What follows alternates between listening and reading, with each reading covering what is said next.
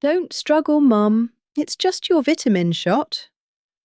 The words hung in the air, thick and sweet like poison. They were meant to soothe, but they landed like a slap. My son, David, pinned my arm to the mattress, his grip surprisingly firm. His wife, Jessica, loomed over me, a syringe held delicately between her fingers, the needle glinting in the low light of the bedside lamp. Her smile was a perfect white crescent in the dimness, a mask of care that didn't reach her eyes. I felt a small, sharp sting in my bicep. I am Leah. I am 72 years old, and my vitamins have never come from a syringe while I slept. I kept my eyes closed, my breathing shallow and even, a performance of slumber I was becoming frighteningly good at. This was the third time. The first time, a few nights ago, I had woken in a groggy haze, a dull ache in my arm, and the lingering scent of rubbing alcohol in my room. I'd dismissed it as a strange dream, a trick of an aging mind. The second time, the prick of the needle was undeniable, a tiny violation that jolted me into a state of silent, rigid terror. I didn't move. I didn't dare. I simply lay there, a specimen under the observation of my own flesh and blood. Now this was becoming a ritual, a quiet, nightly harvest I didn't understand. The liquid that slid into my vein was cool. It carried with it a wave of lethargy, a gentle fog that tried to pull me back down into genuine sleep. But beneath the drug-induced calm, my mind was screaming. I am a biologist, or I was. I spent 40 years of my life studying the intricate dance of human cells, the delicate balance of chemistry that sustains life. I know what a vitamin is, and I know what it isn't. Vitamins are not administered by force in the dead of night. They are not a secret. I heard Jessica whisper, "She didn't even stir this time. The dose must be perfect." David's voice was lower, a rumble of satisfaction. "She's trusting us. It's for her own good. For my own good." The phrase echoed in the silent chamber of my skull. I listened to their soft footsteps retreat, the click of my bedroom door shutting them out and sealing me in. Only then did I allow my eyelids to flutter open. The room was just as they had designed it, minimalist, sterile, more of a clinic than a bedroom. I live in their smart home in Maple Creek, a place of seamless technology and cold, hard surfaces. The air is filtered, the temperature is constant, the blinds lower and rise with the sun. It was supposed to be a haven, a place for me to rest in my golden years after I sold my old house and gave them every last penny for their biotech startup. Elysian Dynamics, they called it, a name that promised paradise. I was beginning to learn that one person's paradise is another's prison. My arm throbbed with a dull, persistent ache. I ran my fingers over the tiny puncture mark, a minuscule wound that felt as wide as a canyon. What were they injecting into me? A sedative? Something more? My scientific mind raced, trying to form a hypothesis. Was this about my health or was it about control? The answer felt cold and certain in my gut. This was about rendering me docile, pliable, a thing to be managed, not a person to be loved. I thought of my late husband, Arthur. He would have seen through their saccharine smiles in an instant. He always said David had ambition like a wildfire, beautiful to watch from a distance but destructive up close. I had foolishly believed my son's fire would warm me in my old age, not consume me. The days that followed were a blur of enforced tranquility. My meals appeared on a tray. my access to the outside world curated and controlled. The tablet they gave me was locked down, allowing access only to pre-approved news sites, and a family photo album filled with pictures of them smiling, always smiling. I played the part they assigned me, a frail, slightly confused old woman, grateful for their care. I would thank Jessica for the bland, nutrient-paced smoothies. I would nod along as David explained with patronizing simplicity how the new security system was for my safety. Every smile I offered them was a lie. Every gentle nod was an act of defiance. I was observing them as intently as they were observing me, gathering data from their slips of the tongue, their unguarded glances. I was no longer a mother in their home. I was an undercover agent in enemy territory. Then came the silence. The calendar on my tablet, one of the few functions I could access, showed the date circled in a cheerful digital red. My 72nd birthday. I woke with a knot of foolish, stubborn hope in my stomach. Surely, today would be different. A birthday is a milestone, a day for family, for celebration. They couldn't ignore that, could they? I spent the morning waiting. I put on the one silk blouse I'd been allowed to keep, a deep shade of blue that used to be Arthur's favourite.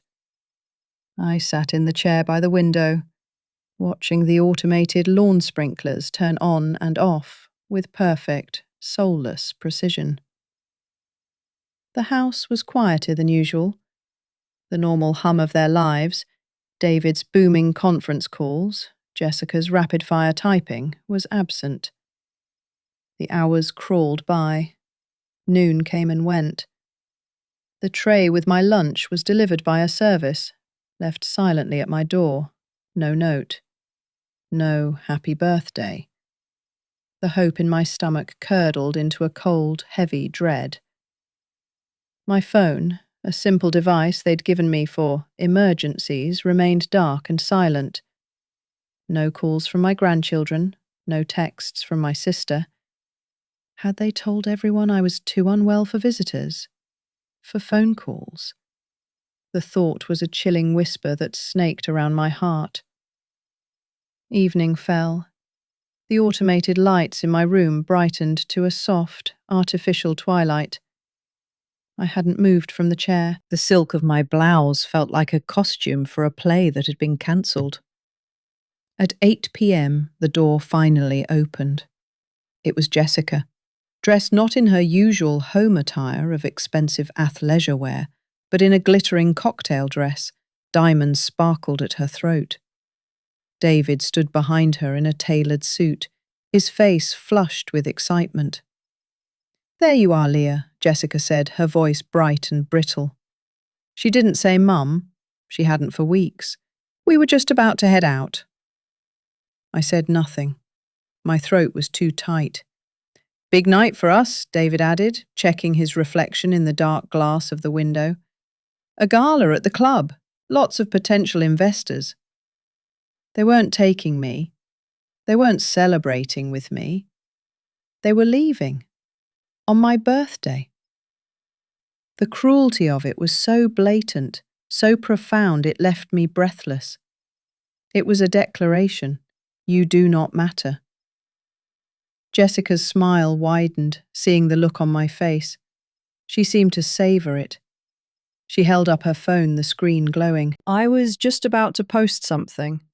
I wanted you to see it first." She turned the phone towards me. It was her Instagram feed. The picture was of a lavishly decorated room at their country club. Balloons, flowers, a massive cake. In the centre of it all, my grandchildren, my sister, my entire family. Stood with champagne glasses raised, their faces alight with joy. They were all there, laughing, celebrating, without me. I stared at the image, my mind struggling to reconcile the vibrant scene on the screen with the suffocating silence of my room. It was a beautiful party, a perfect party. And then I read the caption. My eyes traced the letters, each one a separate, deliberate stab. Celebrating Mum's 72nd in spirit. Sad her dementia is keeping her home, but we toast to her health. Dementia. The word landed with the force of a physical blow. It was a lie, a monstrous, calculated lie, published for the world to see. I looked from the smiling faces on the screen to Jessica's smug, triumphant face. They weren't just neglecting me, they weren't just isolating me, they were methodically, publicly, and permanently erasing me. They were constructing a new Leah Thorne, a fictional character to replace the real one. This new Leah was a ghost, a feeble-minded shut-in, a convenient excuse for their actions. This digital ghost was more real to the world now than I was. I felt a strange, terrifying calm settle over me. The shock was so complete, it had frozen the very blood in my veins. The hurt was a deep, cold ocean inside me, too vast to even begin to comprehend.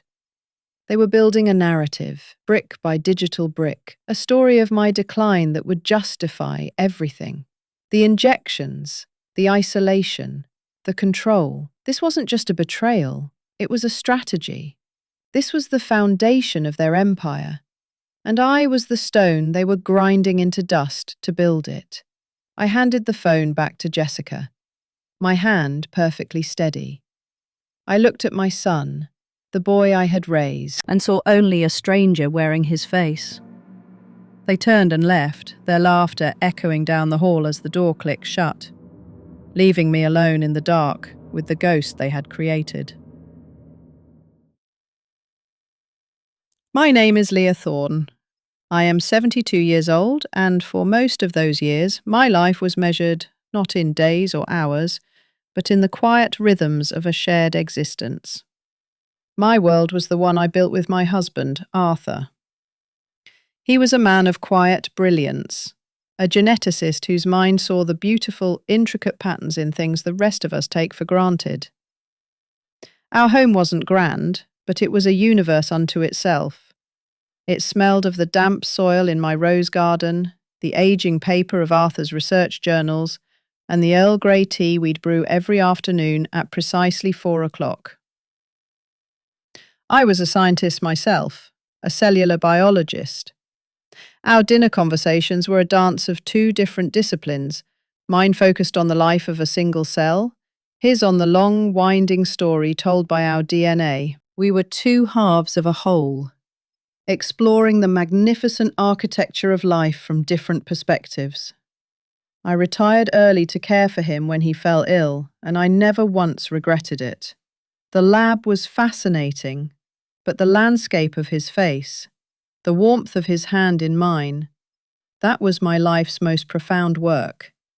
My hands, once steady over a microscope, learned the art of comfort, of fluffing pillows and measuring medication.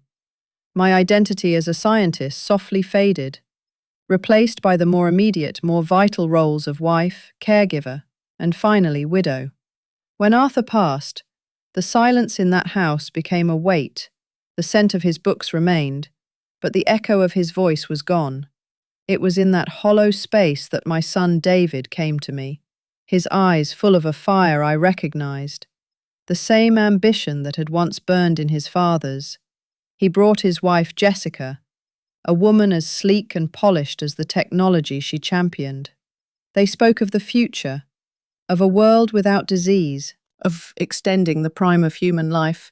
They spoke of a company they wanted to build, Elysian Dynamics, a name that promised a paradise on earth.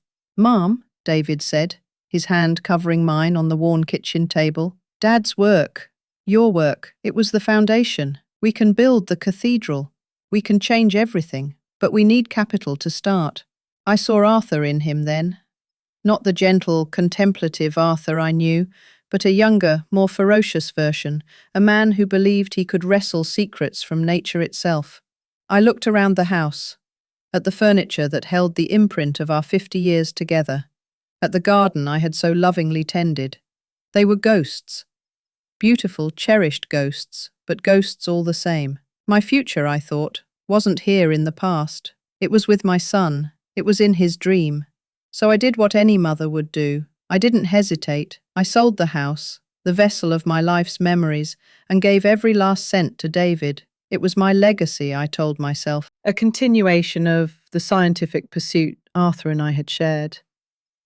It was my investment in my son, in the future he was so certain he could create.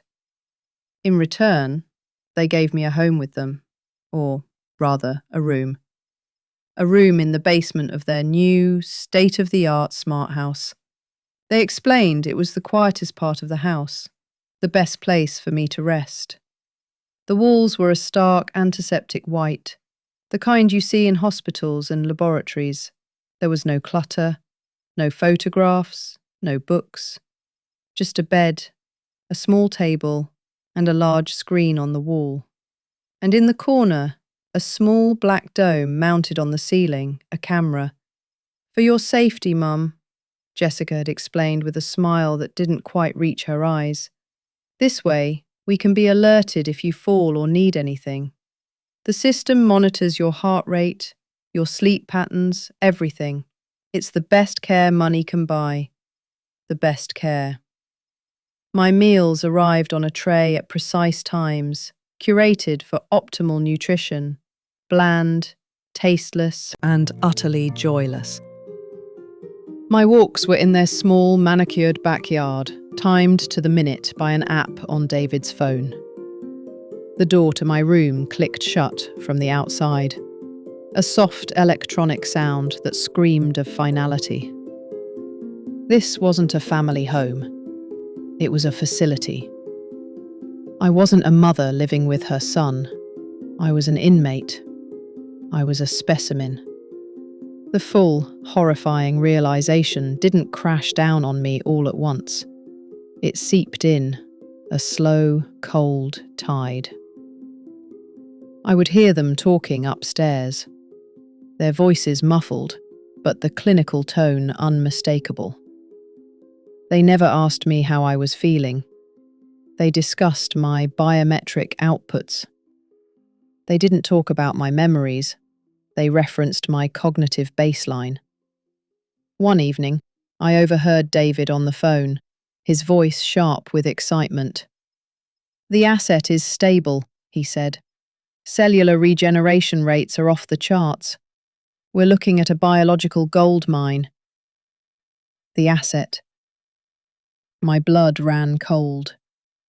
I looked at my own hands, at the wrinkled skin and the prominent veins. To them, I wasn't their mother. I wasn't Leah Thorne. I was a collection of valuable cells, a living resource to be managed and harvested. My sacrifice, the sale of my home, the gift of my life's savings, it wasn't an investment in their dream. It was the purchase price for their first test subject. They thought I was a relic, a woman from an analog age who couldn't navigate their digital world. It was an assumption they cultivated, a key part of the cage they were building. They gave me a tablet, a sleek, cold piece of glass and metal. "We got this for you, Mum," David had said, his voice full of false kindness. "It's locked in senior mode, so it's super simple. Just big buttons for video calls with us, photos, and some simple games. You won't get lost or click on anything you shouldn't." It was insulting. The interface was childish, with huge cartoonish icons, as if designed for someone with a failing mind. They had locked down the browser, the email, the settings, everything. It was a digital leash meant to keep me pacified and isolated. A window that only showed me what they wanted me to see. They were so confident in their technological superiority, so certain of my ignorance, that they overlooked a tiny, simple flaw. They forgot to disable the pop-up notifications. They were fleeting, just thin banners that would slide down from the top of the screen for a second or two before vanishing. At first, I barely noticed them, a weather alert, a news headline, but then I started to see others. They were different. They were whispers from a world they had tried to hide from me. The first one I truly registered was an email preview. It flashed for a moment, the text small but clear. From Dr. Alistair Finch. Subject, Project Prometheus. Subject, LT Genetic Profile. My heart hammered against my ribs. Eterna Labs. The name sounded grand, mythic, eternal. And subject, LT Leah Thorne. I stared at the blank screen after the notification vanished. The words burned into my memory. After that, I watched. I pretended to be dozing on the bed or fumbling with one of the mindless games, but my eyes were always fixed on the top edge of the screen, waiting. The whispers kept coming. Financial alert. Transfer of $50,000 from Thorne Family Trust, account 8841 to Elysian Dynamics completed. I had no account ending in 8841. The Thorne Family Trust was something Arthur and I had set up decades ago, meant to be David's inheritance upon my death, not before. Calendar reminder. Meeting with Aeterna Labs Board. Phase 1 deliverables, 3 p.m. Email from Jessica Thorne. Subject. Finalizing the power of attorney paperwork. Each notification was a hammer blow, cracking the facade of their care and concern. I was a biologist. I was a researcher. My mind was trained to see patterns, to assemble disparate pieces of data into a coherent hypothesis. And the hypothesis forming in my mind was monstrous. They weren't just building a company on my money, they were building it on my biology. Aeterna Labs. Project Prometheus. Subject. LT. The systematic liquidation of my trust fund, it was a hostile takeover of my entire existence. David wasn't just my son, he was the CEO of an operation whose primary asset was me. Jessica wasn't my daughter-in-law, she was his ruthless partner. The locked-down tablet wasn't a gift, it was a tool of control. The sterile basement room wasn't for my safety, it was a laboratory. And the pop-up notifications they were too arrogant to disable. They were the panicked, muffled cries of my life being dismantled and sold for parts. One line of code at a time, my past was being liquidated to fund a future I was never meant to see. A future built from the very fabric of my being. My world had shrunk to the size of a pill, a small white chalky tablet that appeared on my bedside table each morning next to a glass of water, placed there by a hand I no longer recognized as my son's. He would call it my vitamin cocktail. Jessica, my daughter-in-law, would call it my morning helper. I called it the fog. It rolled in behind my eyes about 20 minutes after I swallowed it. A gentle, persistent haze that dulled the edges of my thoughts and softened the sharp corners of my anger. It kept me weak, pliable. It made the days manageable for them. Each morning the routine was the same, the pill, the fog, then the checkup. They didn't bother taking me to a clinic, why would they? They had turned my basement room into their own private laboratory. David would come down not with a son's smile, but with a clinician's sterile efficiency. He'd wear blue nitrile gloves. He never made eye contact for long. His gaze was always directed at my arm, my veins, the patch of skin he was about to swab with alcohol. "Just a little prick, Mum," he'd say, his voice a low, placating murmur. The words were for a child, but the needle was for a specimen. He'd draw blood, sometimes 1 vial, sometimes 3. He'd take a small scraping of cells from the inside of my cheek with a tool that looked like a tiny spatula. On Tuesdays and Fridays, Jessica would join him. She'd bring a different kit, one with small, sharp tools for taking tiny punch biopsies from my forearm, leaving behind a constellation of minuscule scars. For the tissue regeneration study, Leah, she would chirp, her voice painfully bright. You're healing so beautifully. They spoke about me as if I weren't there, a living ghost in the chair between them. While they packed up their samples, their conversation would drift over my head, clinical and cold. Her cellular regeneration is remarkable for her age, David would muse, holding a vial of my blood up to the dim light. The telomeres are barely showing any degradation. It's almost unheard of. The markers from Arthur's line are even stronger in her than we projected, Jessica would add, updating a chart on her tablet. She's not just a proof of concept, David. She's the whole damn gold mine. A gold mine. That's what I was. Not a mother. Not the woman who had sold her home. The home I shared with my late husband, Arthur, for 40 years, and given them every last cent to fund this venture, Elysian Dynamics. I was a resource to be mined.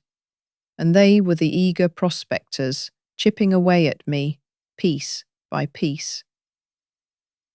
After the morning harvest, I was allowed upstairs. The house, once a symbol of their success, had become my prison. A beautiful, minimalist, tech-infused cage. They had convinced me to move in with them after Arthur passed, promising to take care of me in my old age. They were taking care of their investment. Breakfast was the next ritual of humiliation. They would sit at the large marble island in the centre of the kitchen. David would have his avocado toast with a perfectly poached egg. Jessica a green smoothie that whirred aggressively in the high-end blender.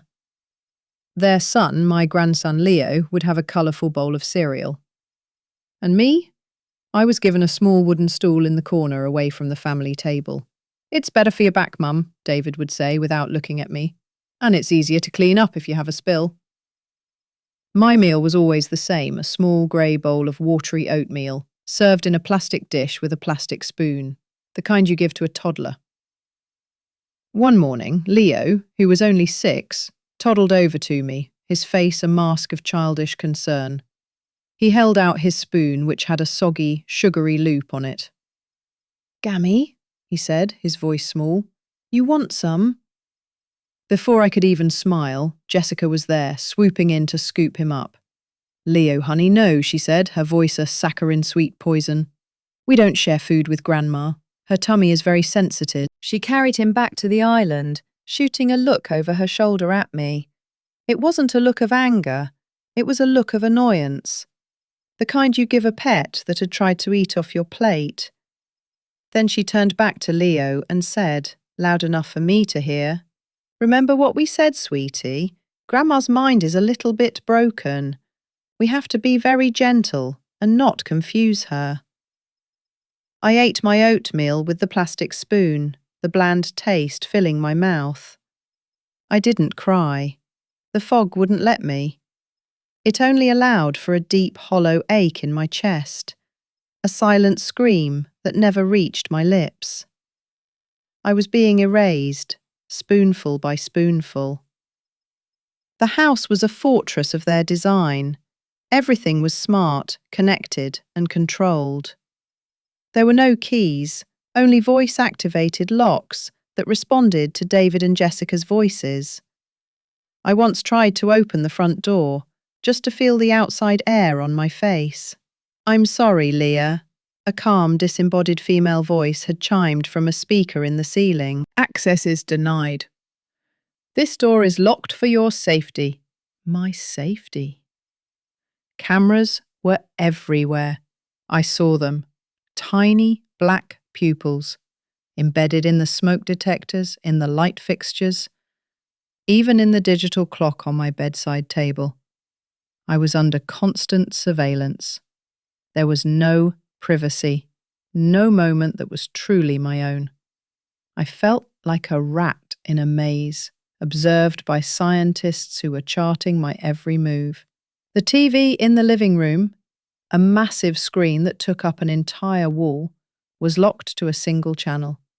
It played endless loops of nature documentaries, beautiful, silent images of birds and fish and sweeping landscapes. No news, no talk shows, nothing that could connect me to the world I used to know.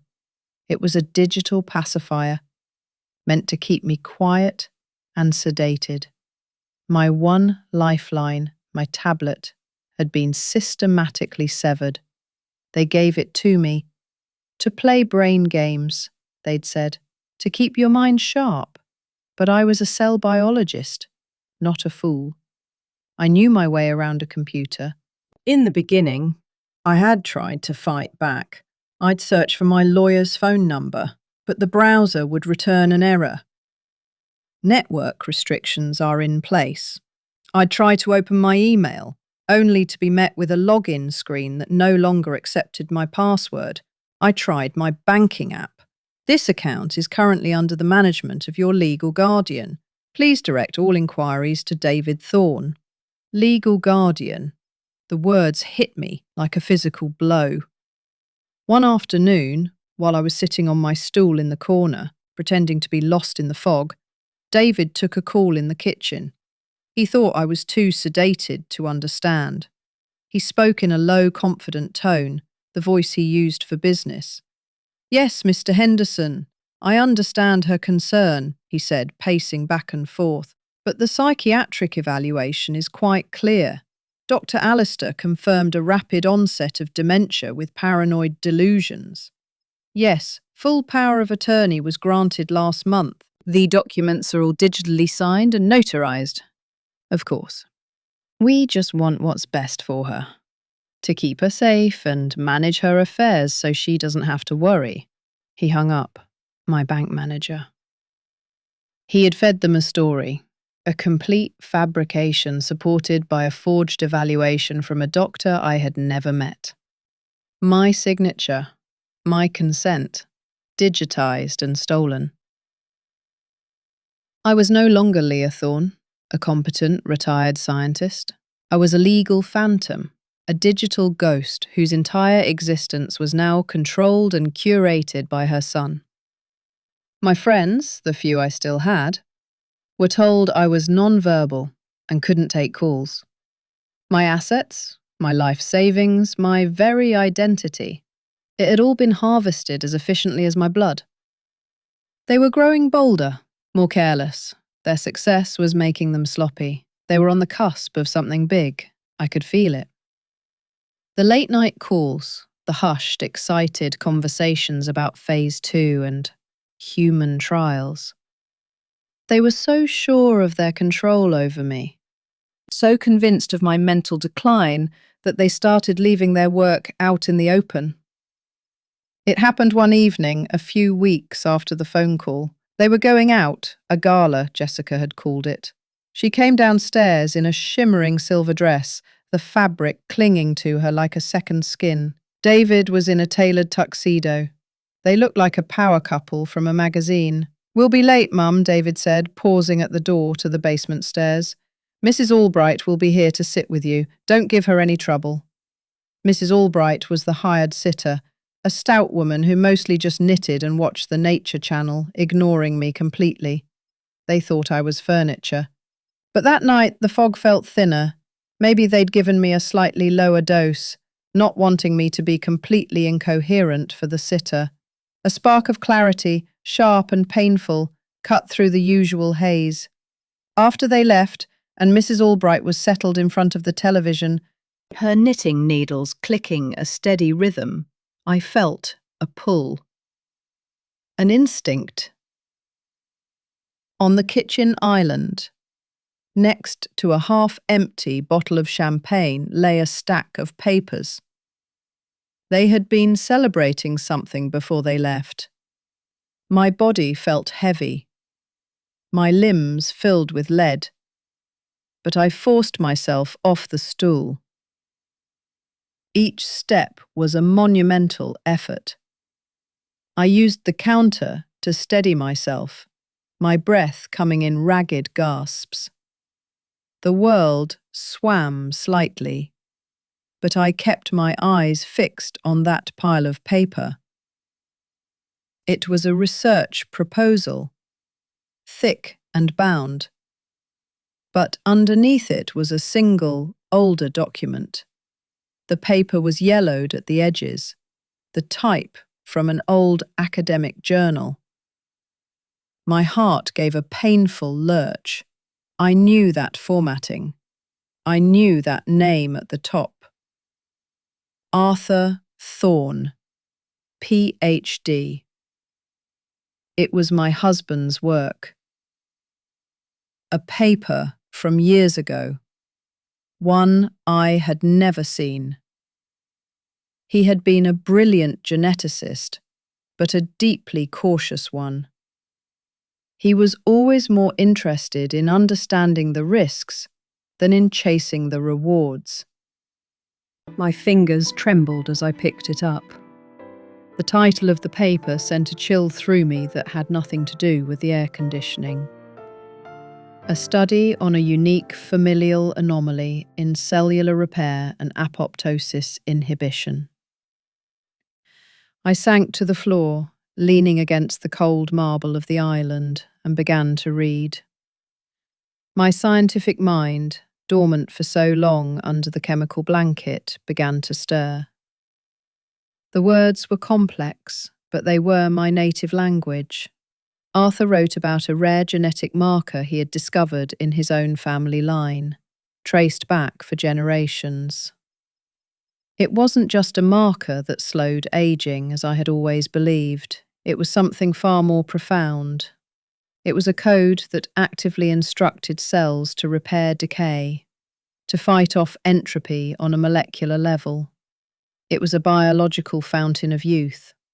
But Arthur hadn't seen it that way. His notes in the margins were filled with apprehension. Unnatural, he had written, violates the fundamental biological contract. What is the long-term consequence of circumventing programmed cell death?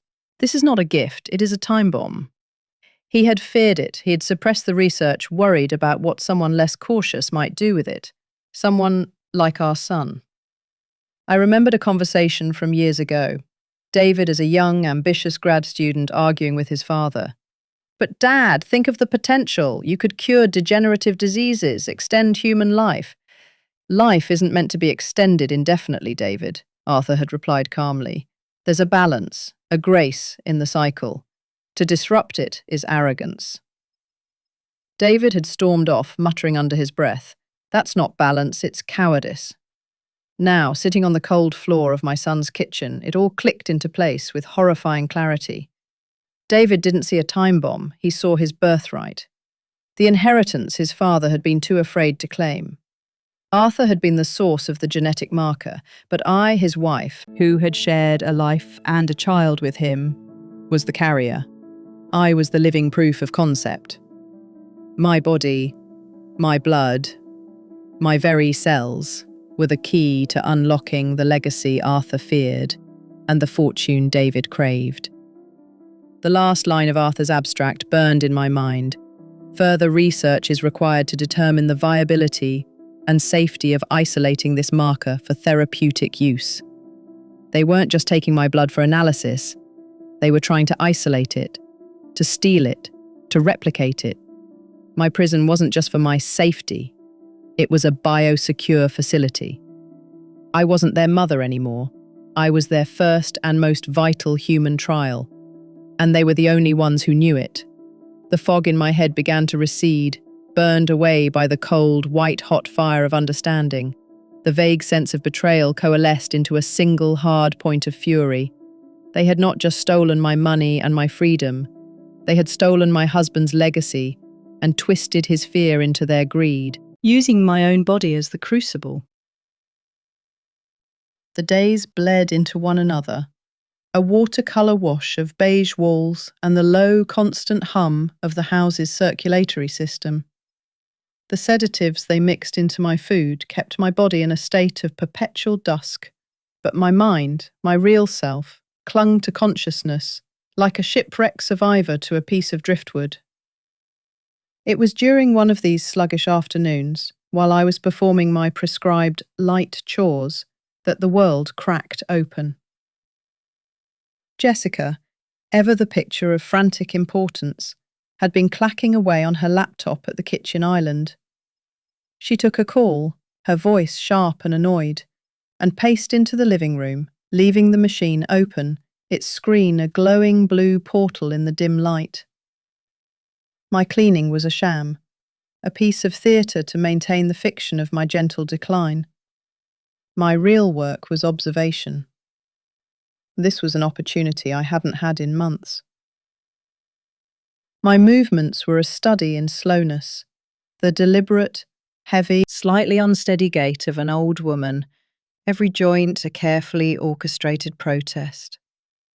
I swiped a microfiber cloth over the granite countertop, my path inching me closer to the laptop.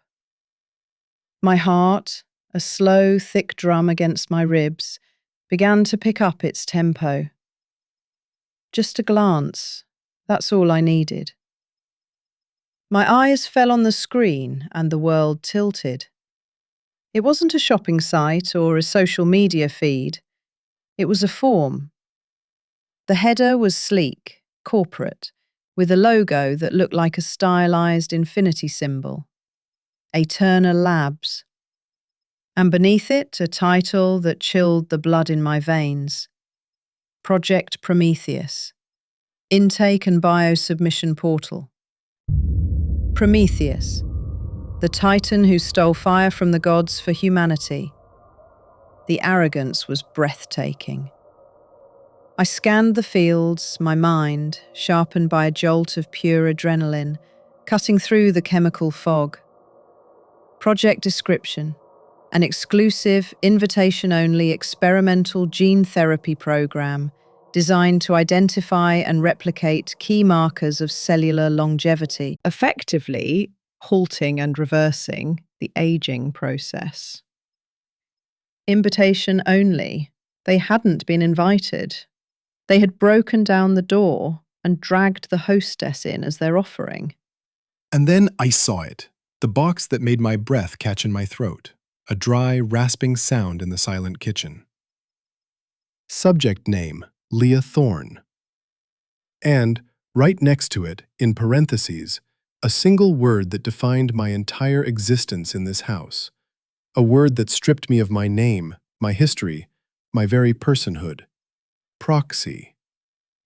I wasn't a mother. I wasn't Leah Thorne, the retired cellular biologist who had poured her life savings into her son's dream. I was a proxy, a stand-in, a key forged from my own flesh and blood to unlock a door for them. Below my name was a long, complex string of alphanumeric characters, a digital fingerprint I recognized with sickening certainty. My genetic profile, my life's essence, the legacy passed down from Arthur's strange and wonderful family, had been digitized, quantified, and uploaded. It was the entry fee for their shot at immortality. I was the price of admission. I could hear Jessica's voice rising from the other room, the call ending. I straightened up, my back aching with a pain that was suddenly very real, and shuffled away from the counter, the image of the screen burned onto the inside of my eyelids. The hum of the refrigerator sounded like a roar. The dust motes dancing in the single shaft of sunlight from the window seemed to be mocking me. Tiny, free particles in my gilded cage. They weren't just taking my money, they were harvesting me. That single word, proxy, became a lodestone in my mind. It gave my anger a shape, a direction. The sluggish despair that had clouded my days evaporated, replaced by a cold, crystalline fury. They had built a prison of technology and medicine around me, but they had made a mistake. They had underestimated the prisoner. I had one lifeline, one pre-approved crack in their digital fortress, a single, monitored, 10-minute phone call each week. It was meant as a kindness, a way to maintain the illusion that I had a choice, that I could speak to a friend, as long as that friend was on their curated list. They thought I would use it to chat about the weather or my knitting. They were wrong. This week, I was calling my lawyer. Or rather, the lawyer whose number I still knew by heart from Arthur's estate planning, a man named Mr. Albright. When the designated time arrived, the smart speaker in my room chirped. "Your scheduled call is now active, Leah. You have 10 minutes. I took a breath, calming the tremor in my hand as I recited the number. The line clicked, and a crisp, professional voice answered. "Albright, Sterling and Finch, how may I direct your call?" "I'd like to speak with Mr. Albright, please. My name is Leah Thorne." The receptionist's voice was smooth as polished glass. "One moment, Mrs. Thorne." A few seconds of sanitized hold music passed, each note an eternity. Then, his voice familiar but distant. "Leah, my goodness, it's been a while. How are you?" "I need your help, Robert," I said, keeping my voice as even as I could. It was vital I didn't sound frantic or confused or anything like the woman my son was painting me to be. There are some serious irregularities with my finances and my living situation. I need to understand my legal options. It concerns my son, David Thorne. The silence that followed was not a pause. It was a wall slamming down. The warmth in his voice vanished, replaced by a polar chill that seeped through the phone line. "Leah, I see." The rustle of papers, a soft click of a mouse. "I'm looking at your file now. Ma'am, I'm afraid I cannot discuss this matter with you." "What? Robert, you've been my family's lawyer for 20 years. What do you mean you can't discuss it?" "I mean," he said, and his voice was now the voice of a stranger, the voice of the institution, "that we have a document on file here, submitted by your son, David Thorne, acting as your legal power of attorney. It's a preemptive restraining order." "A restraining order?" I whispered, the words feeling alien in my mouth. "Yes, it prevents any and all legal, financial, or medical professionals from engaging with you without his direct consent and presence. The filing cites your cognitive vulnerability." He didn't say the word dementia, but it hung in the air between us, thick and suffocating. "It's framed as a measure to protect you, Leah, to protect you from fraudulent actors or from making decisions that might not be in your own best interest." Fraudulent actors. I was the client, and he was telling me that my son had legally barred me from my own counsel to protect me from myself. They hadn't just anticipated my moves, they had checkmated me before I even knew we were playing a game. They had used the very system designed to protect people like me, to strip mine my rights. "Robert, he's lying," I said, the desperation finally cracking the veneer of my composure. "He's the fraudulent actor. He has me locked in his house. He's stealing from me." "Leah," he said, and the pity in his voice was worse than the coldness. "I understand this must be very confusing for you. My hands are legally tied. My advice, as a friend, is to discuss your concerns with David. I'm sure he only wants what's best for you. Now, I really must go." The line clicked. The 10 minutes weren't up, but the call was over. The smart speaker remained silent. I was left in a room that was no longer just a bedroom, but a legally fortified cell. The law, the great protector, had been turned into my warden. The despair was a physical weight pressing down on my chest, making it hard to breathe. I had reached for a weapon and found it had been melted down and reforged into the bars of my cage. The legal dead end was a new kind of terror. It meant the physical world was locked down. But what about the other one? The digital world, the place where my genetic code now lived. I knew they had tampered with my finances, but the discovery of the Eterna Labs form suggested something far more comprehensive. I had to know how deep the rot went, My access was limited to a single, heavily firewalled tablet. It was my portal for safe browsing, gardening websites, news aggregators, streaming services. But it was still a computer, and I was still a scientist. I began to probe, gently at first. I tried to log into my old email account. Password incorrect. I tried the forgot password link. The security questions were a cruel joke. What was the name of your first childhood street? The answer I knew to be correct was rejected. I tried another. In what city did you meet your spouse? I typed Boston. Rejected. They hadn't just changed the password. They had changed the very facts of my life. I opened the web browser and with a knot of dread in my stomach, I typed my own name into the search bar. The first few results were what I expected. Links to old research papers I had co-authored, a faculty page from the university, my husband Arthur's obituary. But then I saw it. A social media profile. It was my name, my face. A soft-focus photo taken years ago, one I'd always liked. But the account was new, created just 6 months ago.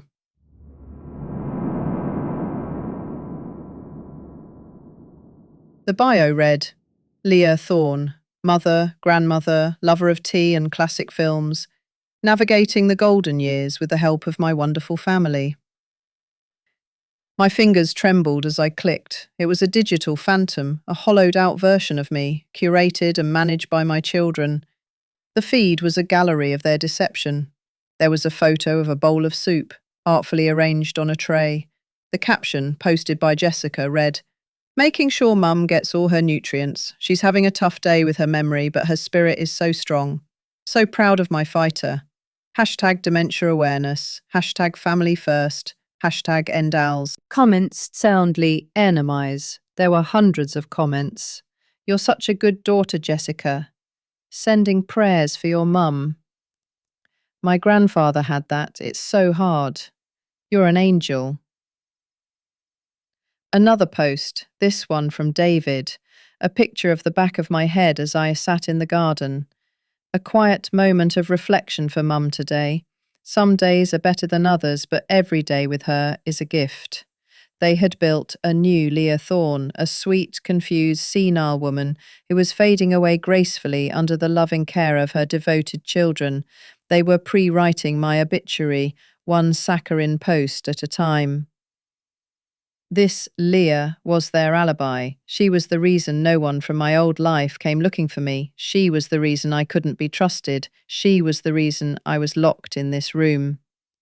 My real emails were being redirected to an account they controlled. My real bank accounts had been closed. The funds transferred to new ones under David's power of attorney. To the world, I didn't exist anymore. I had been replaced by a ghost. A digital ghost in their machine. The screen reflected my face, a pale, grim mask. I wasn't just a prisoner, I was an unperson. They hadn't just stolen my future, they had stolen my past, rewriting it to suit their narrative. The scale of the betrayal was dizzying. It was a conspiracy not just against my freedom, but against my very identity. The cold fury from before settled into something deeper, harder. A diamond of resolve forming under immense pressure. They thought they had erased me, but a ghost can walk through walls, and I was about to learn how. Days turned into a week. Hope was a dwindling resource. The legal wall was absolute. The digital ghost of Leah Thorne mocked my existence with every new post about her love for lukewarm tea. I was cornered, isolated, and running out of time. They were getting bolder with their blood draws, more confident in their specimen's passivity. My body was a resource they were draining, and my mind was a flickering candle they were waiting to snuff out. Desperation is a powerful catalyst. It forces you to look at the board differently, to see moves where before there were only walls. And the biggest wall they had built was the house itself, the smart home, the network, the very system that spied on me, controlled my environment, and held me captive. My plan was a long shot. a message in a bottle thrown into a digital ocean. I couldn't report a kidnapping. I couldn't report theft, but I could report a technical issue. I took a deep breath and spoke to the room's smart speaker, my voice intentionally frail. Hello? I think the network is down. My tablet isn't connecting properly. The speaker's synthesized female voice replied instantly. I am detecting a stable high-speed connection, Leah. Would you like me to run a diagnostic? No, I said quickly. It's something else. It's slow. Can I please speak to a person, a technician? There was a pause. This was likely an unusual request. The system was designed to handle everything automatically. Connecting you to a Tier 1 support agent now. Please be aware that this call may be recorded for quality assurance. The line clicked. A young man's voice, clear and professional, came through the speaker. Thank you for calling Eterna Home Solutions. My name is Kenji. I see you're reporting a network issue. How can I help you today? My heart was hammering. This was it. I had to choose my words with the precision of a surgeon. One wrong move and he'd dismiss me as a confused old woman and end the call. Hello, Kenji, I began, letting a slight quaver enter my voice. Yes, I believe there's an unauthorized user on my account. An unauthorized user? He asked, his tone shifting slightly from bored to curious. Okay, ma'am, can you tell me what makes you think that? Well, I said, looking at the camera in the corner of the room, playing my part. Things have been changed. Passwords that I don't remember setting. I feel like I'm locked out of my own system. This was all technically true. I see, he said. I could hear the gentle tap of a keyboard. Your account holder is listed as David Thorne. Is he with you? I can walk him through a security reset. No, I said, a little too quickly. He's not here, and he's the one I'm worried about. He's the user. He's changed everything. I let my voice drop to a near whisper. I think they're downloading the core files. The most important ones. Core files. It was a risk. It wasn't standard user terminology, it was the language of a systems administrator or a programmer. It was a deviation from the script of the confused old woman. I was gambling that he was more than just a script reader himself, that he was intelligent, and that he was listening. The silence on the other end of the line stretched for 5 seconds. 10. My hope began to wither. He was going to tell me he couldn't help, that I needed to speak to the account holder. He was going to hang up. Then his voice came back, but it was different. Lower, slower, more deliberate. Ma'am, Kenji said, and the professional facade had dropped just a little. Sometimes, when there's an unauthorized user, a data packet can be corrupted from the source. It can make the whole system unstable. My breath hitched. He understood. He was speaking my language. Unauthorized user. David. Data packet. Me. Corrupted from the source. The lie they had built my imprisonment on. Yes, I breathed. That's it exactly. It's corrupted. The standard diagnostic won't fix a source-level corruption, he continued, his voice still low and confidential. You'd need a more direct tool to verify the integrity of the original packet. I held my breath. I'm going to do something that's a little bit outside of standard protocol, Kenji said. I'm sending a secure diagnostic link directly to your registered tablet. It's a direct access portal. It will bypass the main user interface and allow you to run a deep system analysis. From your end, do you understand, Mum? Tears pricked my eyes. Not tears of sadness, but of overwhelming, gut-wrenching relief. He wasn't just a voice. He was a lifeline. He was a key. Yes, I whispered, my voice thick with emotion. Yes, Kenji, I understand. The link will appear as a system notification. Just tap it. No one else will see it. It's a one-time use token. After that, it will be gone. Good luck with your diagnostics, Mum. The line clicked, severing the connection. A moment later, a small, unassuming notification icon appeared in the top corner of my tablet's screen.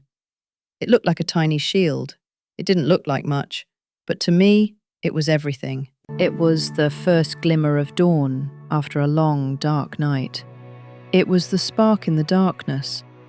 I had an ally, and the game had just changed. The shift was not a sudden storm, but a change in the tide, silent and inexorable. The first morning I didn't flinch from the needle. Jessica paused. I could feel her hesitation, her fingers resting on my arm, the cold point of the syringe hovering over my skin. In the dim light of my basement room, I forced my eyes open, blinked slowly, and offered a weak, tired smile. "Oh," I murmured, my voice a carefully crafted husk of its former self. "Is it time for my vitamins, dear?" Jessica's breath hitched. She was used to a fight, to me turning my arm away, to my muttered protests that she and David were poisoning me. My compliance was more unsettling to her than my resistance had ever been. "Yes, Mum," she said, her voice tight with suspicion. "Just a little boost to keep you strong." She pushed the plunger, and I watched the clear liquid enter my vein without a word. I didn't even wince. I just held her gaze, my expression one of placid, senile trust. I saw the conflict in her eyes, relief warring with a new, undefined suspicion. But the relief won. It always does when it's the more convenient emotion. As she withdrew the needle and dabbed the spot with a cotton ball, I let my head loll to the side, as if the effort of staying awake was too much. "Thank you, Jessica. You take such good care of me." She left without another word. The soft click of the reinforced door sealing me back into my prison. But it was no longer just a prison. It was now my laboratory. They had made me their test subject. But they'd forgotten one crucial detail. A subject can also be an observer. I was a biologist. I had spent 40 years of my life studying cellular processes, understanding systems and documenting responses. David and Jessica were my new, fascinating and deeply flawed system, and I was now documenting everything. My days fell into a new rhythm, one of my own design. I became the perfect patient, the model of a woman gracefully losing her mind. At mealtimes, I no longer pushed away the bland, nutrient-optimized paste they served me. Instead, I would praise it. "This is lovely, Jessica. So smooth." She would smile, a smug, satisfied little smirk that she thought I was too far gone to notice.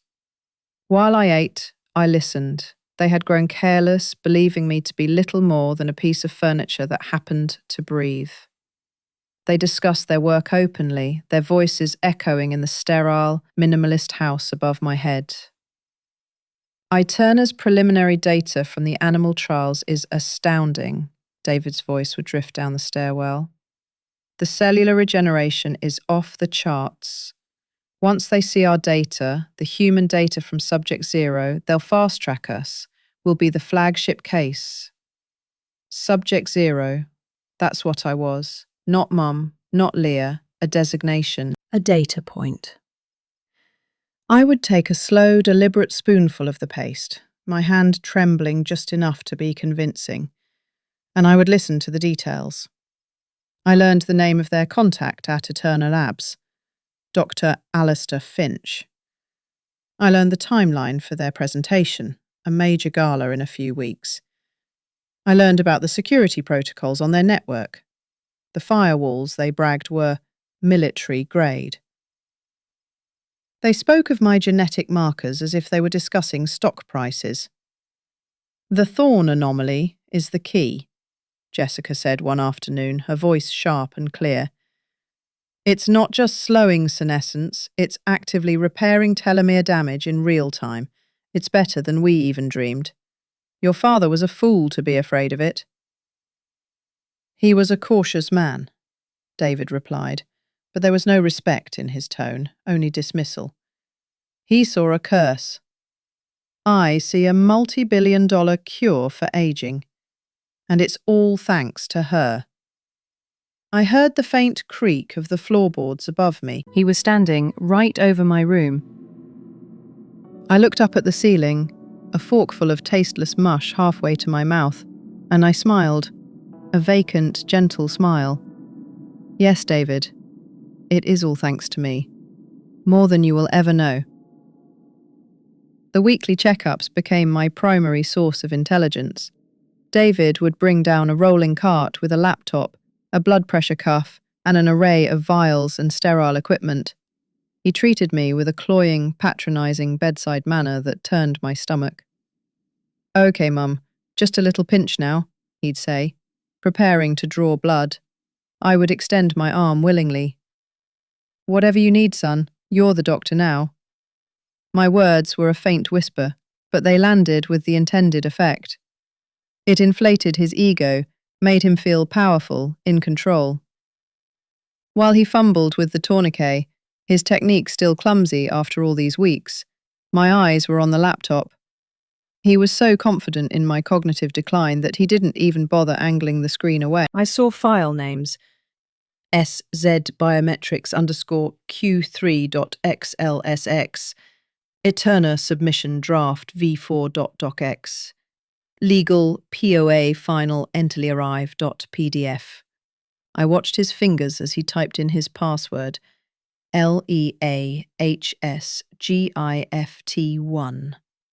The irony was so staggering it was almost comical. My legacy, my money, my very biology, all stolen and secured with a password that named me as the willing benefactor. He thought he was being clever, poetic even. He was just being arrogant. Arrogance creates blind spots. One Tuesday, while he was cataloguing my blood samples, meticulously labelling each vial with a barcode, he left his email open. A new message arrived at the top of his inbox. The subject line read, Urgent. Gala Presentation Logistics. Project Prometheus. The sender was someone named Chloe from Eterna Labs. My heart, which I had trained to remain placid, gave a hard, painful thud against my ribs. I feigned a coughing fit, a dry, rattling sound that drew his attention. You okay, Mum? Need some water? He asked, turning away from the screen. Yes, please, dear, I rasped. My throat is so dry. As he got up and went to the small kitchenette in the corner of my room, I had 5 seconds. My eyes scanned the email preview. David, attached is the final schedule for the Prometheus unveiling. Your presentation is slotted for 9:15 p.m. We will have cars for you and Jessica at 7 p.m. All final data for the on-screen display must be uploaded to the secure portal by... The rest was cut off. But I had what I needed. A time, a plan, a name. Prometheus.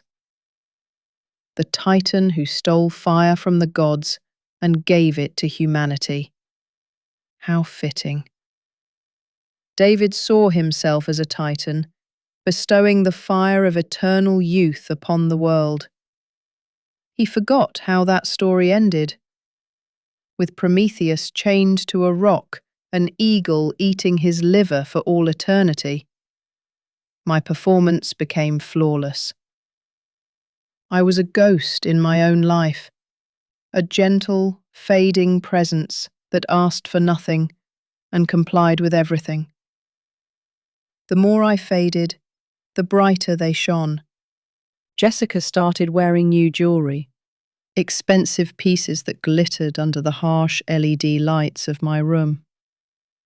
David's suits became sharper, his posture more commanding.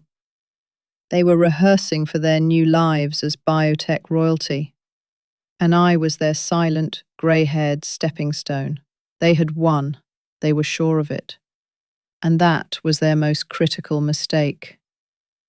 They had stopped watching the specimen. They were only watching the prize. The opportunity I was waiting for came on a Thursday night. It was disguised as a network failure. From their conversations, I knew they were experiencing intermittent connection drops, a minor annoyance that was driving the hyper-organized Jessica insane. This was my moment. The house, for all its smart technology, had a fatal flaw.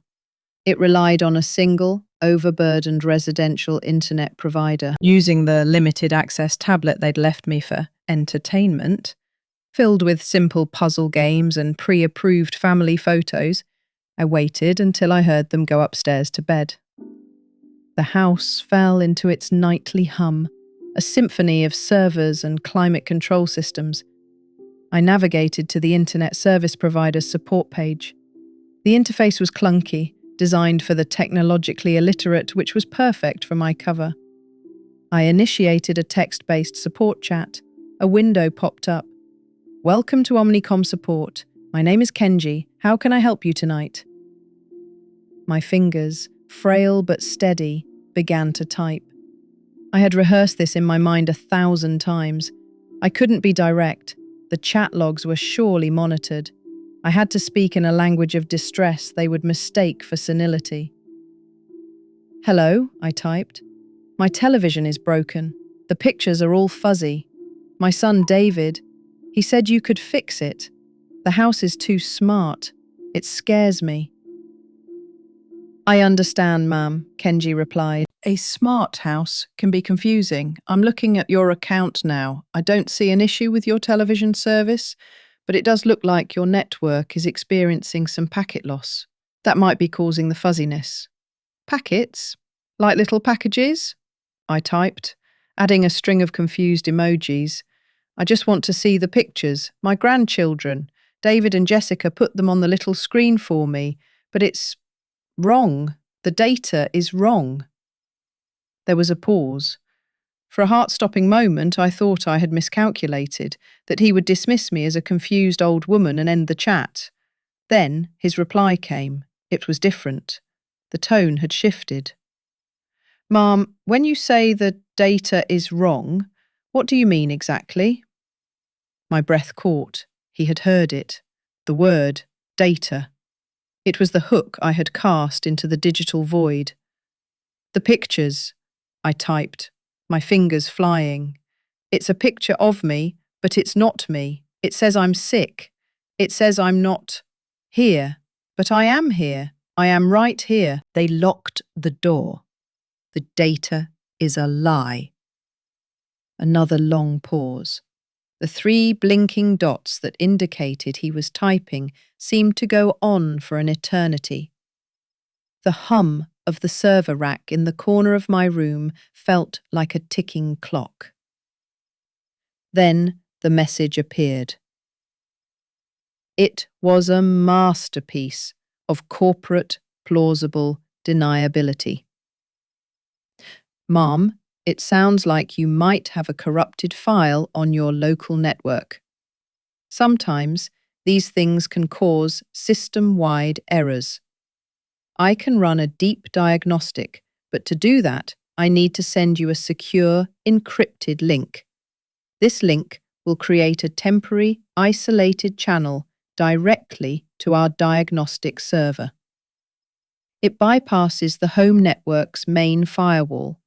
It's for diagnostic purposes only, of course. Do I have your permission to send it? Tears pricked my eyes, not of sadness, but of overwhelming, triumphant relief. He understood. Kenji, a faceless name in a support chat window halfway across the country, understood. He was giving me a key. Yes, I typed, my hands shaking with adrenaline. Please, fix the data. A hyperlink appeared in the chat window. omnicom.secure.dir/link/con_ID equals 7B3A9F. Click the link, ma'am, Kenji wrote. The channel will only be open for 90 seconds. Whatever is corrupted, the system will allow you to upload a corrected version for analysis. Upload a corrected version. He was my ally. He was giving me a way in. Thank you, Kenji, I typed. You are very kind. Just doing my job, ma'am. Have a good night. The chat window closed. I clicked the link. A simple, stark white window opened on the tablet screen. It had a single button, Select File for Upload. There was no branding, no text, nothing that could be traced back to Omnicom. It was a digital ghost.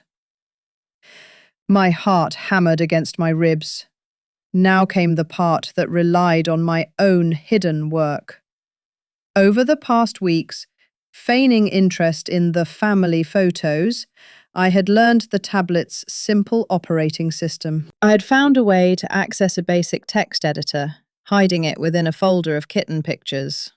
There, line by line, I had written my weapon. It wasn't a virus. A virus is messy, destructive. I was a biologist, not a vandal. I preferred precision. It was a single elegant piece of code, small enough to be dismissed as a data fragment. I had saved it under the name recipecard.txt. With Kenji's secure channel open, I navigated to the file. My hands trembled as I selected it. The window then prompted, enter target network ID and profile signature. I knew them by heart, gleaned from those stolen glances at David's laptop. Network ID, Eterna Labs _Prometheus Quarter. Profile signature, SZ001 _Thorn.L. I typed them in. My creation, my tiny payload of truth, was now aimed directly at my stolen genetic profile, sitting in the servers of Eterna Labs. It was a truth flag. In programming, a flag is a simple value that signals a condition. My code was designed to find the file marked with my unique biological signature and attach itself. It would lay dormant, invisible, until activated. Once activated, it would change a single value in my profile. It would change the verification status from authenticated to compromised, stolen biometric data. It was the simplest of attacks. A single word changed from true to false. But in a system built on absolute biological certainty, that single change would be catastrophic. I pressed upload. A small progress bar filled in an instant.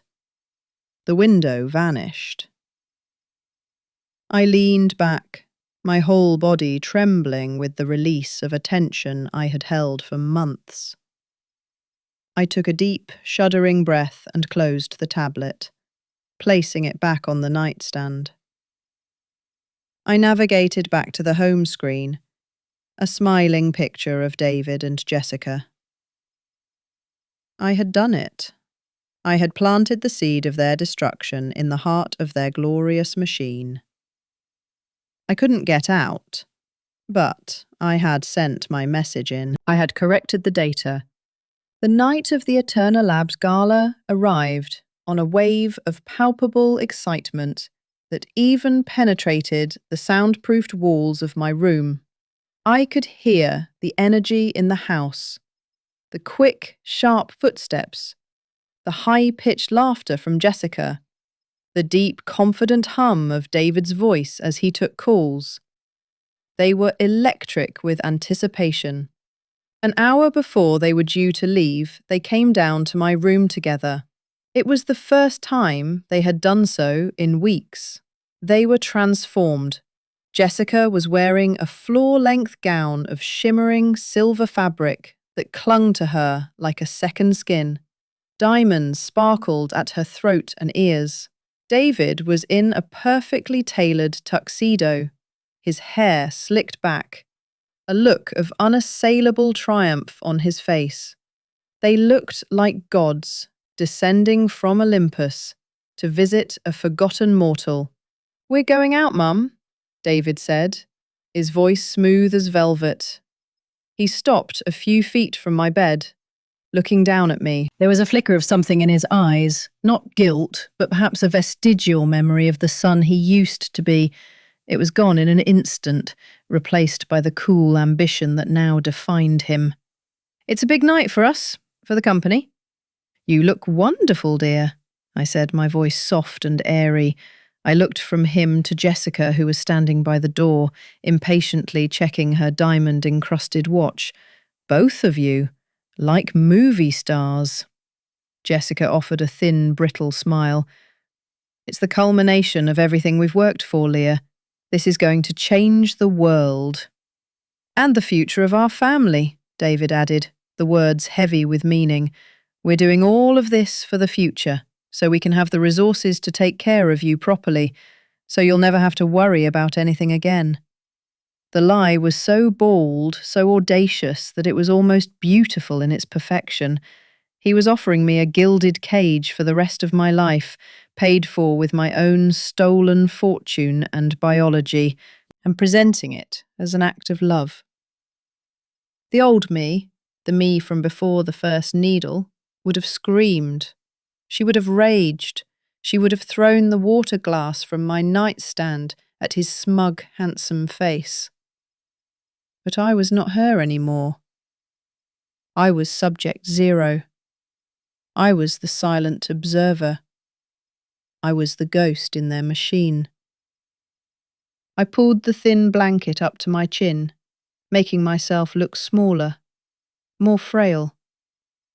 I gazed up at my son, the boy I had raised, the man who had condemned me to this living death, and I gave him the most gentle, beatific smile I could muster. It was the final piece of my performance, the last brushstroke on the masterpiece of my feigned submission. "I know, dear," I whispered, letting my voice crack with manufactured emotion. "I know you are. I've always been so proud of you." I held his gaze, pouring every ounce of feigned maternal love and vacant trust I possessed into my eyes. "Make me proud tonight." For a second, I saw it again, that flicker of the boy he was. He actually looked moved. He took a step forward as if to touch my hand, but Jessica cleared her throat pointedly from the doorway. "David, the car is here." The moment was broken. The Titan reasserted himself. "Be good, Mum," he said, his voice once again cool and businesslike. "Don't give the night nurse any trouble." He turned and walked away, his arm going around Jessica's waist as they ascended the stairs. I listened to their footsteps fade, to the sound of the front door opening and closing, to the distant purr of a luxury car engine starting and then driving away into the night. The house fell silent. The silence was absolute. It was no longer the oppressive silence of a prison. It was the calm, charged silence of a laboratory before the final, irreversible reaction is triggered. I was alone. Everything was in place. The truth was armed and waiting. I lay in the dark, and for the first time in a very long time, I felt a sense of profound and terrible peace. I had made them proud, and now they would reap what they had sown. The light from the tablet was the only sun in my world, a cold blue star in the perpetual twilight of the basement. On its screen, the Eterna Labs gala unfolded in a symphony of crystal, champagne, and self-congratulation. Men in $1,000 suits and women in shimmering gowns moved like constellations in a gilded universe, their laughter a distant, meaningless sound. They were celebrating their future, a future built on the foundations of my stolen present. I sat on the edge of my cot, my back straight, my hands resting in my lap. I was not a prisoner watching her captors. I was a scientist observing the final, critical phase of an experiment. The master of ceremonies, a man with a voice as smooth and artificial as polished chrome, was gushing. "And now," he boomed, his voice echoing slightly in the grand ballroom. "A man whose vision is matched only by his genius. He, along with his brilliant partner, Dr. Jessica Thorne, has unlocked the very blueprint of life. Not just to hold back the tide of time, but to reverse it. Ladies and gentlemen, the founder of Elysian Dynamics and the visionary behind Project Prometheus, Mr. David Thorne, my son." He walked onto the stage, not with the hesitant shuffle of a young man stepping into the spotlight, but with the proprietary stride of a king entering his throne room. He waved, a wide, practiced gesture that was meant to look humble but screamed of arrogance. The applause was thunderous, a wave of validation that washed over him. He bathed in it, turning slowly, making eye contact with the front rows, a hungry smile playing on his lips. Jessica stood to the side of the stage, her hand on her heart, her eyes gleaming with a mixture of adoration and avarice. She was looking at a man, a husband, a partner. I was looking at a thief. I watched every detail. The precise cut of his tuxedo, the glint of the absurdly expensive watch on his wrist, a watch I recognized from an online statement, purchased with my money. The confident way he tapped the microphone, the sound a sharp thump-thump that echoed my own heartbeat.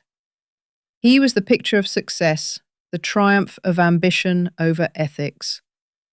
They had built their empire on my cells, my legacy, my life.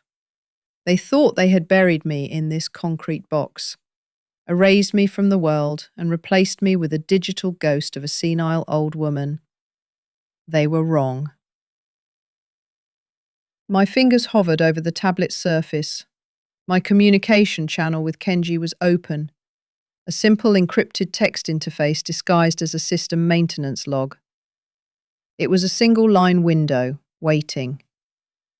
For months, this had been my only connection to the outside world, a lifeline woven from desperation and code. Kenji, a stranger whose face I had never seen, had become the sole executor of my will. He didn't know the whole story, only that a woman was being held against her will and that her data was being used without her consent. For him, it was a matter of professional ethics. For me, it was justice. David began to speak. Thank you. You're too kind." He let the applause die down, milking the moment. Tonight is not about me. It's not about Elysian Dynamics. It's about a promise as old as humanity itself. The promise of more time. The promise of a life not defined by decay, but by vitality. He was so good at this. The soaring rhetoric, the carefully crafted vision. He had inherited my husband's intelligence, but none of his caution, none of his soul. Arthur had feared the anomaly in our family's bloodline. David saw it only as a commodity. My gaze flickered to the small, blinking cursor in the chat window. The signal we had agreed upon was simple. a phrase from one of Arthur's old research papers, a line about the unpredictable nature of cellular replication. The sequence is not a map, it is a conversation. David was now projecting images onto a massive screen behind him, spiraling DNA helices, glowing cellular models. "We didn't just find a key," he declared, his voice rising with theatrical passion. "We learned the language. We started a new conversation with our own biology. And tonight my wife and I are living proof that the conversation works. We are the first of a new generation of humanity." He paused for effect, letting the weight of his words settle over the rapt audience. This was it, the apex of his hubris, the perfect crystalline moment of his triumph. My thumb moved with deliberate, unhurried calm. I typed the words. "The sequence is not a map, it is a conversation." I pressed send. There was no confirmation, no reply. Kenji was a professional. The signal was sent, the command was executed. Miles away, in a chilled, secure server farm belonging to Eterna Labs, a single bit of data was flipped. A flag was raised. In their massive, complex system, my genetic profile, designated LV72, Leah Thorne, age 72, had been the bedrock of Project Prometheus. Its status for months had been a reassuring, solid green, verified. I imagined the change rippling through the network, a silent digital tremor, the green light blinking out. In its place, a screaming, urgent red. The status line, once a declaration of authenticity, now read, "Stolen biometric data, compromised." The system wasn't just a database. Eterna had built it with defenses against the most insidious form of corporate espionage, biotheft. They had designed fail-safes to protect their intellectual property, to ensure that their revolutionary gene therapy could never be reverse-engineered or stolen. The irony was exquisite. The very security measures they had created to protect themselves from corporate rivals were now being turned against their star pupils. They had built the weapon, David and Jessica had stolen the ammunition, and I, the silent ghost in their machine, had just pulled the trigger. On the stage, David was still smiling, oblivious. "The future," he said, raising a hand to the heavens, "is not something we wait for. It is something we build. It is something we claim. It is our... His voice hitched. A flicker of confusion crossed his face. He blinked, shaking his head slightly as if to clear a sudden fog. The audience, lost in his spell, didn't seem to notice. But I did. I saw the first tremor in the hand he held aloft. I saw the tiny bead of sweat that traced a path down his temple, too quick and too cold to be from the stage lights. The reversal was not poetic, it was biological, it was chemistry, it was inevitable. The Eterna therapy, the miracle he was preaching, was designed with ruthless specificity. It targeted the unique Thorne genetic markers, my markers, which I had passed down to him, and augmented them, turbocharging their cellular repair functions. But now, with my profile flagged as stolen, the system's core programming had changed.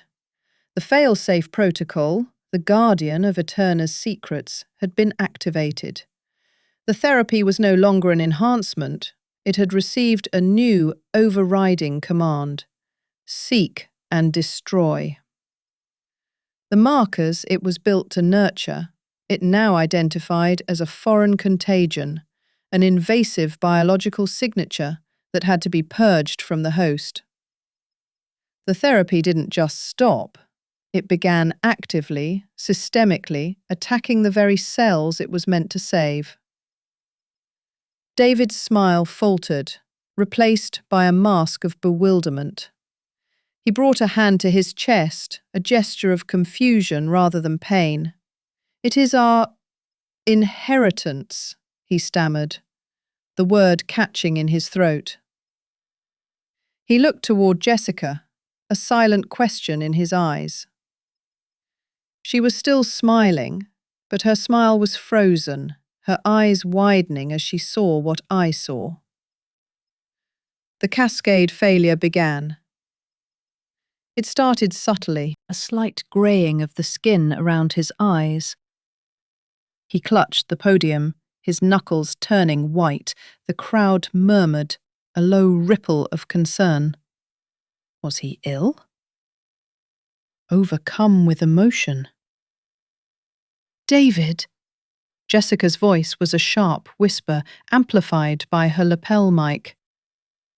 He didn't answer. He was staring at his own hand, the one gripping the podium, with an expression of pure horror. A dark, web-like pattern was blooming beneath his skin, a network of bruised, angry veins spreading from his knuckles up his wrist. It was happening faster than I'd calculated. The aggressive nature of the failsafe was more potent than the research papers suggested. He stumbled back from the podium, his breath coming in ragged gasps. He finally clutched his chest. But it wasn't the dramatic gesture of a heart attack. It was the desperate, instinctual move of a man whose body was suddenly at war with itself. Every cell carrying the Thorn gift was now a target. His legacy was devouring him from the inside out. Jessica screamed. It wasn't a sound of fear for her husband. It was a sharp, piercing shriek of personal terror. She had lifted her own hands, staring at them as if they belonged to a stranger. Under the brilliant, unforgiving lights of the gala, the same dark, spidery veins were erupting across her palms, racing up her arms like ink poured into water. She had received a lower dose of the therapy, a primer, as they'd called it in their notes. But the failsafe was no less merciless. The system flagged any cell with the stolen markers. She had wanted my immortality. Instead, she was getting my revenge. Panic erupted in the ballroom. The polite murmurs turned to shouts of alarm. People scrambled back from the stage, knocking over chairs and champagne glasses. The illusion was shattered. The triumphant celebration had curdled into a scene of biological horror. Through the chaos, as security guards rushed the stage, a new sound cut through the air. It wasn't a police siren. It was a high-pitched, insistent alarm, a sterile, clinical tone that spoke not of crime, but of contamination. The main doors of the ballroom didn't burst open with police officers. They were pushed open with a quiet, terrifying efficiency. Figures in pristine white hazmat suits, their faces obscured by reflective visors, filed into the room. They moved with the grim purpose of soldiers entering a hop zone. On their backs, in bold black letters, were the acronyms that sealed my son and daughter-in-law's fate: CDC Federal Biocrime Division. The agents didn't shout, "Freeze," or "You're under arrest." They carried containment units and medical equipment. Their voices, muffled and metallic through their suit comms, were calm and authoritative, issuing orders to secure the perimeter and begin decontamination protocols. The gala attendees were no longer guests. They were potential vectors. The agents weren't there to arrest two fraudsters. They were there to contain a Class 4 biosecurity breach of the highest level. My little truth flag had done more than expose a theft. It had triggered a national security alert. David and Jessica had not just committed a crime against me. They had unleashed an unsanctioned, unstable genetic agent into a public space. I watched as two agents approached the stage. They handled David and Jessica with impersonal clinical precision. There were no handcuffs, no reading of rights. There were stretchers, biocontainment sheets, and IV lines being inserted with practice speed. David was writhing, his face contorted in a mask of agony and disbelief, his designer suit now looking like a grotesque costume on a body that was visibly deteriorating. Jessica was sobbing uncontrollably, her hands hidden under the sheet, as if she could conceal the monstrous transformation consuming her. They were dragged away, not as criminals, but as evidence, as quarantine subjects. Their bodies, which they believed they had perfected, were now ground zero of a biological catastrophe of their own making. Their empire, built on my blood, had crumbled in minutes, not in a courtroom, but in a petri dish of their own flesh. The last thing I saw on the screen, before an agent covered the camera lens, was the chaos. The flashing lights of the containment vehicles, the terrified, sequestered faces of the 1%ers, the sheer, beautiful, clinical destruction of it all. My work was done. My revenge wasn't a loud, fiery explosion. It was a whisper in the code, a single, silent line of text that had brought an empire of lies to its knees. I reached out, and with a steady finger switched off the tablet. The room was plunged back into darkness and silence. And for the first time in a very, very long time, it felt like peace. The room is filled with the scent of lavender and clean linen, not the sterile metallic odor of a laboratory. Sunlight, real and unfiltered, streams through a large window, painting a warm square on the polished wooden floor. I can open that window whenever I please. I can feel the breeze, listen to the birds, and smell the rain before it falls. These are simple things, small freedoms that have become my entire world. The remote control feels solid and real in my hand, a small scepter of my reclaimed autonomy. I choose the channel, I choose the volume, I choose when to turn it all off. The news anchor's face is a mask of professional gravity, her voice smooth and measured as she speaks of the unprecedented medical crisis captivating the world. The founders of the now shuttered biotech firm Elysian Dynamics, David Thorne and Jessica Thorne, remain in a federally mandated biocontainment unit, she says. Physicians at the CDC are struggling to understand the condition they have dubbed sudden cellular decay, a catastrophic and rapid aging process that appears to have no known precedent. On the screen, they flash a picture of David and Jessica from the gala. It was taken only weeks ago, but it feels like a lifetime. They are radiant, triumphant, their faces glowing with the promise of a stolen future. Then, the screen splits, showing a recent grainy image taken through a sanitized viewing pane. The figures are barely recognizable. Their skin is sallow and thin, clinging to bones that seem to have become brittle overnight. Their hair is sparse and white. But it's their eyes that hold the true horror.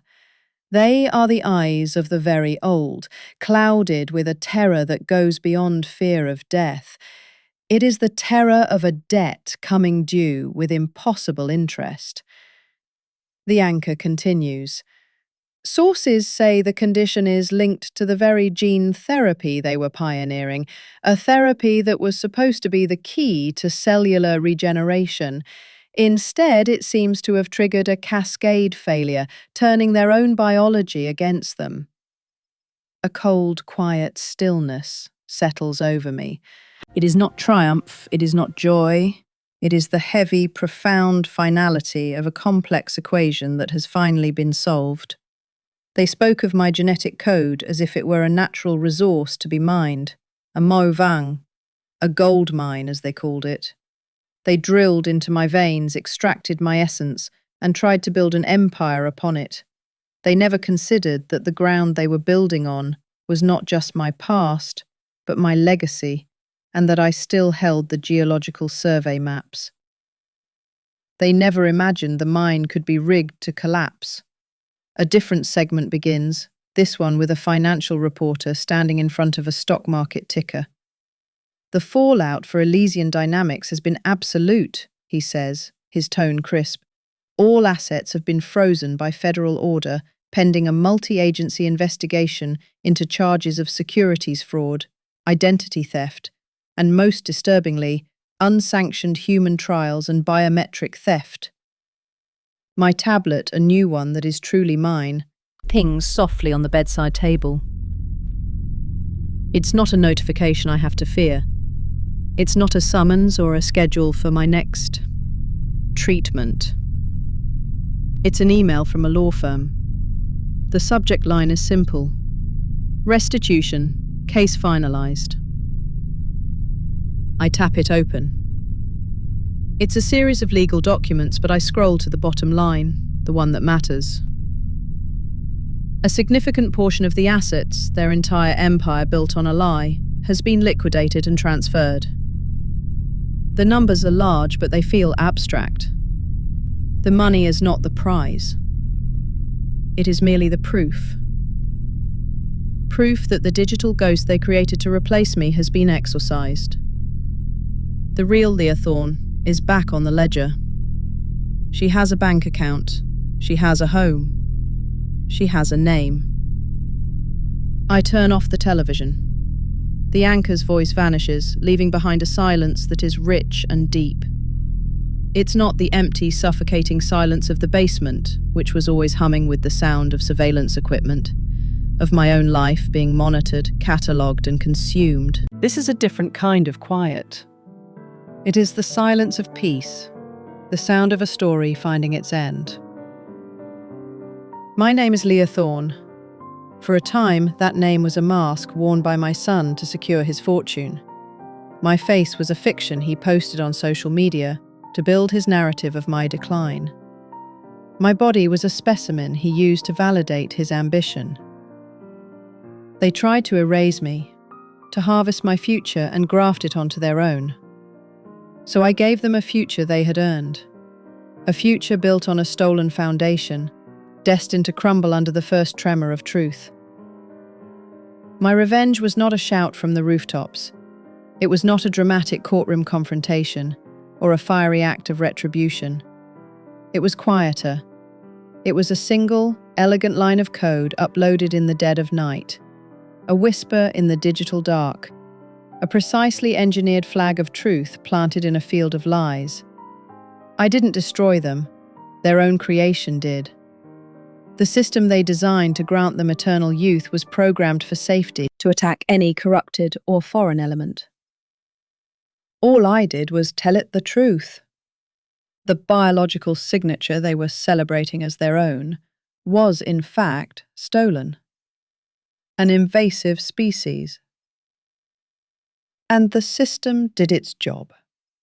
It protected the integrity of the data by destroying the thieves. I walk to the window and slide it open. The air is cool and sweet. Down in the garden, a groundskeeper is tending to a bed of roses, his movements slow and deliberate. No one is watching me. No camera lens is tracking my gaze. No sensor is monitoring my heart rate. The prison is gone. The house where they held me, with its cold, smart glass walls and its echoes of false laughter, now sits empty and dark, a monument to greed. I carry no hatred for it. I carry nothing from it at all. They craved an eternity. They were so desperate to cheat time that they became its ultimate victims. In the end, I gave them exactly what they wanted. A future that would last forever, trapped in the inescapable truth of who they were. For me, there is no need for forever. There is only this moment. This breath of fresh air, this quiet, and it is more than enough, it is peace.